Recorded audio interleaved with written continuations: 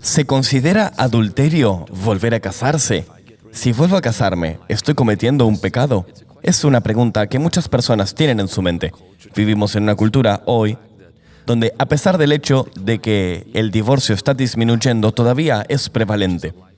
El matrimonio es un compromiso de la vida entera, pero muchos rompen sus votos por distintos motivos. Mucha gente llega a la fe cristiana con una historia de divorcio y otros, aún siendo cristianos, experimentan el divorcio. Y no necesito ser quien te diga que el divorcio es doloroso, incluso cuando sea necesario, marca la muerte de una relación. Quiero hoy ver en las Escrituras qué información tenemos sobre este asunto. Si tú te casas con una persona divorciada, ¿cometes un pecado? Comencemos desde el comienzo.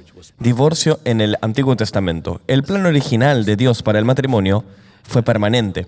No era algo que debiera ser condicional hasta que ya no fuéramos más compatibles. En Génesis 2, 24 y 25 está muy claro. Dios tiene la intención de que el matrimonio sea algo permanente.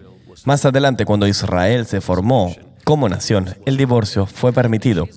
Y Jesús, en Mateo 19, de hecho, revela la razón real por la cual el divorcio estaba permitido, que era debido al endurecimiento del corazón de la gente. El divorcio no es la voluntad perfecta de Dios. Jesús lo hace muy claro, sino que es una concesión. Es una voluntad permisible. Dios lo permite por causa del endurecimiento de los corazones de la gente. Ahora, en Deuteronomio, capítulo 24 y versículo 1, las bases para el divorcio en el Antiguo Testamento es que haya alguna cosa impía. Hay dos escuelas de pensamiento durante el tiempo de Jesús que interpretaban esto impío de dos maneras distintas. Uno era el Shammai, razones morales, como por ejemplo adulterio o infidelidad. Y otra escuela, Hillel, ellos creían en cualquier razón, por ejemplo, mal aliento o mala forma de cocinar. Cuando Jesús vino, Él lo hizo muy claro que su visión en el divorcio se alineaba más con la visión de Shammai, con esta escuela, que con la de Hillel. Ahora, los israelitas, de hecho, fueron comandados a divorciarse a sus esposas extranjeras para proteger la pureza de su fe, en Ezra capítulo 10. También algo para tener en mente es en Jeremías 3:8 y también en Isaías 50:1. Se habla del divorcio de Dios. Él se divorcia de Israel por su continua infidelidad. Pero en Jeremías 3:14, algunos versículos después, Dios llama a Israel a volver a Él. Básicamente, Él está demostrando su deseo de restauración, reconciliación y arrepentimiento. Y luego, en Malaquías 2:16, vemos que Dios odia el divorcio. Palabras muy fuertes, pero por causa de lo que hace a la gente, porque daña a la gente. Y alguien dijo, cuando dos elefantes luchan, el pasto sufre. Los niños sufren. La gente que está siendo divorciada sufre. Es la muerte de una relación y es muy doloroso. Vayamos al Nuevo Testamento. En el Antiguo vemos que el divorcio estaba permitido. Era debatible si se podía dar en cualquier condición o solamente en la base de infidelidad. Sabemos que no es la voluntad perfecta de Dios y vemos que Dios se divorció de Israel por causa de su infidelidad, dando el precedente de que la infidelidad rompe un pacto. Y luego vemos que Dios odia el divorcio. En el Nuevo Testamento, el estándar de Jesús para un matrimonio era muy alto. Mucha gente ve a Jesús como el maestro de gracia y verdad. Y sí, 100%, Él murió por nuestros pecados. Pero sus enseñanzas eran bastante difíciles de asimilar, especialmente cuando se trata de matrimonio. En Mateo 19:9, Él dice, quien sea que se divorcie de su esposa, excepto por inmoralidad sexual, y se case con otra, comete adulterio. Si la gente trata al matrimonio como comprar una casa o un auto, hey, no me gusta esto, se aburrió, se puso aburrido, se rompió, consigamos una casa o un auto nuevo. Si la gente viese el matrimonio así, Jesús dice, eso es un pecado a los ojos de Dios. El matrimonio es permanente. Ahora, esto era algo tan radical que los discípulos de Jesús estaban realmente asombrados por su visión en el matrimonio. De hecho, dijeron, es mejor no casarse. Mateo 19:10. Jesús permitía el divorcio solo en casos de adulterio, pero tampoco en esos casos es que lo requiere. Porque en el Antiguo Testamento, como mencioné, Dios se divorcia de Israel por su infidelidad, pero aún así les pide que se arrepientan, les dice que se arrepientan. No los rechaza y los abandona. Él espera que haya reconciliación y restauración. Él no simplemente avanza y elige otra nación. Y vemos este precedente a través del Evangelio de la Gracia, de la reconciliación, a través de Jesús, que incluso en una situación de infidelidad hay esperanza. Y Dios no requiere el divorcio, pero está permitido. Ahora avancemos a Pablo. Pablo dijo mucho sobre las relaciones y la estructura de la iglesia y todo. Y Pablo en Corintios 7, 10 y 11, básicamente repite el alto estándar de Jesús sobre el matrimonio. Él dice, a los que están unidos en matrimonio mando, no yo, sino el Señor. Entonces, la gente casada dice, esto no es Pablo hablando, sino Dios hablando. Que la mujer no se separe del marido. Y si se separa, que no se vuelva a casar o que se reconcilie con su marido. Y que el marido no abandone a su mujer. Esto es muy directo.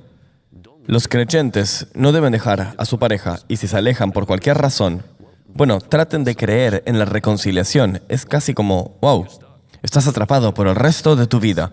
Esa es casi la visión de Pablo en esto. Ahora, avancemos un poco porque en el mismo capítulo, algunos versículos después, versículo 15, Pablo dice,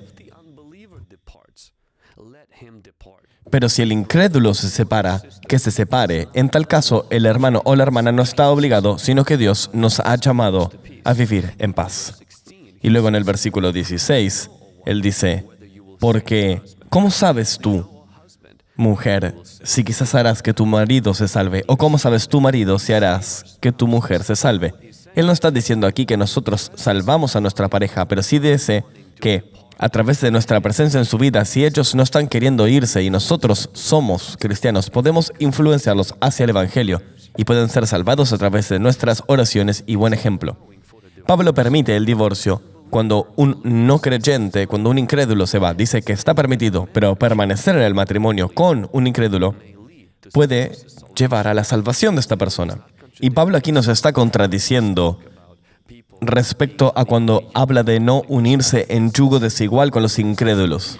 Este es más bien un mensaje para dos personas que no eran creyentes, pero una se salva, se compromete a Jesús y la otra persona no quiere saber nada con Jesús, nada con el Evangelio, nada con la fe cristiana, pero se aman a sus hijos y por causa de su pareja y de su familia prefieren estar en desacuerdo y en la cuestión de la fe estar en desacuerdo, aunque cree algunas complicaciones. Y Pablo dice, si ese es el caso, la pareja cristiana no tiene que escapar de este matrimonio. Es complicado, no es fácil, pero debe permanecer. Porque Dios no está interesado solamente en tu felicidad, sino que quiere que la otra persona también sea salvada. Ahora, si esa otra persona que no cree en Jesús ha tenido suficiente y dijo, me cansé de tu religión, me cansé de tu iglesia y todo, y se va. Entonces Pablo dice, déjalo ir, no lo retengas, no lo fuerces a quedarse, déjalo ir. Y luego esta persona, este creyente, ya no estará más en atadura en este caso. Entonces las bases para el divorcio en el Nuevo Testamento son el adulterio de acuerdo a Jesús y el abandono de acuerdo a Pablo. Ahora, la tercera causa que se ha agregado a las bases para el divorcio para algunos pastores y consejeros es la cuestión del abuso.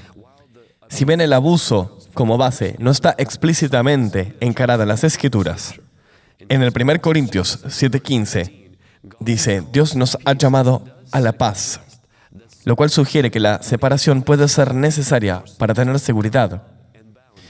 El amor duro y las fronteras pueden llevar al arrepentimiento del abusador y la reconciliación, pero no tenemos una explícita base para el divorcio dado por el abuso en una relación. Pero la Biblia nos dice que practiquemos la sabiduría y a veces es sabio separarse y a veces la otra persona vuelve a sus sentidos y se arrepiente. ¿Cuándo volver a casarse no se considera adulterio? Si hubo divorcio por causa de adulterio, la persona fiel puede volver a casarse. Si la persona queda viuda, puede volver a casarse. Si un incrédulo abandonó el matrimonio, el creyente está libre para volver a casarse. Si una pareja divorciada se reconcilia y se vuelve a casar, eso no solamente está permitido, sino que es testimonio de la gracia de Dios. ¿Cuándo es volver a casarse considerado un pecado? De acuerdo a Mateo 19:9, si el divorcio ocurre sin bases bíblicas, volver a casarse resulta en pecado. Sé que esto es una enseñanza difícil, pero Jesús no le pone ninguna clase de azúcar encima. Sé que muchos creyentes han vuelto a casarse en situaciones no explícitamente permitidas por las Escrituras. El divorcio es doloroso y tiene consecuencias, pero no es un pecado imperdonable. Aquellos que reconocen su error y se arrepienten pueden recibir y deberían buscar el perdón de Dios. ¿Qué debe hacer alguien si vuelve a casarse de una manera no bíblica? Estás leyendo el versículo Mateo 19:9 y dices, oh, este soy yo. Me he vuelto a casar y no es bíblico. Bueno, lo confesamos y nos arrepentimos frente a Dios. Buscamos consejo en la Biblia y honramos el matrimonio actual en vez de romper otra vez el pacto, porque muchas veces la gente entiende, bueno, tengo que romper este matrimonio entonces. No, seguir rompiendo pactos maritales no va a ayudar. Honra tu pacto actual en vez de romperlo de nuevo. De hecho, esta semana, cuando estaba leyendo durante mis devociones en el 1 Samuel 12:20, en la traducción NLT, Samuel dice, no tengas miedo. Samuel los reaseguró. Se han equivocado, pero asegúrense ahora de alabar al Señor con todo su corazón y no darle la espalda. Israel quería un rey. No complacía esto a Dios. Eventualmente obtuvieron lo que quisieron. Samuel no estaba complacido y Dios tampoco. Pero quiero que escuchen lo que les dice. Hey, ustedes se equivocaron. Se equivocaron, pero ahora mismo alaben a Dios con todo su corazón y no le den la espalda. Es casi como cuando Jesús le habla a la mujer atrapada en el adulterio. No te condeno, pero no peques más. Esto puede ser algo muy duro para personas que no se han divorciado y si has llegado a este momento en el video, te felicito. Yo personalmente conozco a muchos buenos cristianos que hicieron todo lo que podían en un matrimonio sin amor y aún así su pareja los dejó sin bases de adulterio ni abandono. ¿Qué hacemos en situaciones así? Yo no creo que el divorcio y volver a casarse sea un pecado imperdonable, pero tampoco debemos endulzarlo, solo porque la gente tenía buenas intenciones originalmente por el estado en el cual se encontraban. Así que sí, yo creo que Dios perdona y restaura, pero tampoco creo que debamos abusarnos de la gracia de Dios para hacer cualquier cosa, para luego decir, lo siento. ¿Qué pasa si estás saliendo con alguien o tratando de conquistar a alguien en el matrimonio y es una persona divorciada? Algunas cosas que quiero decirte, como un consejo pastoral, es que debes buscar claridad bíblica de si el divorcio que tuvieron fue por razones bíblicas. Orar y consultarle a Dios y también a mentores y líderes en tu vida. Y acordarse de que Dios nos llama a la paz, a la sabiduría y también a la obediencia en su palabra. El matrimonio es sagrado y el divorcio nunca debería ser tomado a la ligera. Jesús y Pablo enseñaron que el divorcio debe ser el último recurso, no es el primer recurso, porque la cristiandad tiene este ministerio llamado el ministerio de la reconciliación. 2 Corintios 5, 18 y 19, e incluso esto aplica al matrimonio. Si alguien se ha divorciado y se ha vuelto a casar, todavía hay gracia, pero debemos reconocer la importancia de los estándares de Dios. La sanación y la restauración son posibles a través del arrepentimiento y la misericordia de Dios. Si te casas con una persona divorciada y no hubieran bases bíblicas para este divorcio, de acuerdo a Mateo 19:9, es adulterio, pero el Jesús que sirve, restaura, sana y salva. Y si estás en esto, pídele que te perdone, que te restaure y honra los votos del matrimonio en el que estás. Y si estás buscando casarte, no ignores el alto estándar que Jesús tiene, porque Él nos da la gracia y el poder para vivir de acuerdo a sus estándares. Y sabes, una de las razones por las que Israel se divorció fue por la dureza de corazón. Cuando vienes a Jesús, Él te da un nuevo corazón y ese corazón te permite estar en el matrimonio, amar a tu pareja, cuando Cristo está en el centro de tu vida y vivir toda tu vida juntos por la gloria de Dios y por la mejora de tu familia y el establecimiento del reino de Dios en la iglesia y en la sociedad. Déjame saber en los comentarios abajo cuáles son tus pensamientos sobre el matrimonio y volver a casarse a la luz de lo que Jesús nos dijo en Mateo 19. Espero que este video te haya ayudado a crecer en tu camino con Dios. Imagina multiplicar este impacto en el mundo. A través de este ministerio hemos discipulado a más de 160,000 estudiantes a través de nuestra escuela online, creando más de 60 planes de lectura que más de 2 millones de personas han completado y publicado recursos en 18 idiomas, pero nuestro corazón es más grande que el contenido. Alimentamos huérfanos, construimos casas y nos hacemos socios de misiones en las líneas de frontera del Evangelio. ¿Podrías considerar convertirte en un socio mensual? Cada dólar nos ayuda a enseñar, alcanzar y cuidar a más personas. Cliquea en el link abajo para convertirte en parte de este movimiento. Muchas gracias. Bye.